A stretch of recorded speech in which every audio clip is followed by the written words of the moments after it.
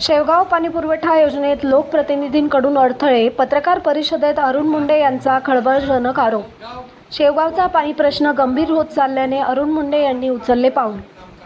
अहिल्यानगर जिल्ह्याच्या शेवगाव शहर पाणीपुरवठा योजना व नगरपरिषदेमार्फत राबविण्यात येणाऱ्या विकास कामांमध्ये काही तालुकास्तरीय लोकप्रतिनिधी जाणीवपूर्वक अडथळे निर्माण करीत असल्याचा गंभीर आरोप शिवसेना नेते अरुण मुंडे यांनी पत्रकार परिषदेत केला.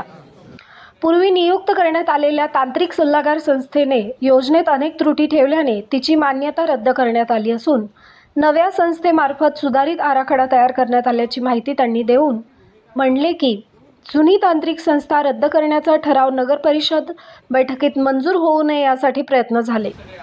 मात्र ठराव मंजूर झाल्यानंतरही काही भाजप नगरसेवकांनी जिल्हाधिकाऱ्यांकडे दाद मागितली. तरीही जिल्हाधिकाऱ्यांनी नगरपरिषदेचा निर्णय कायम ठेवला.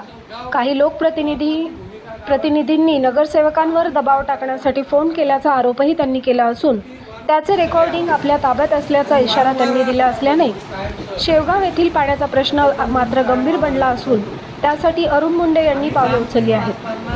या पत्रकार परिषदेस शिवसेना शिंदे गटाचे, राष्ट्रवादी शरदचंद्र पवार गटाचे, राष्ट्रवादी अजित पवार गटाचे नगरसेवक व नगरपरिषदेचे कर्मचारी व संबंधित ठेकेदार कंपनीचे प्रतिनिधी उपस्थित होते.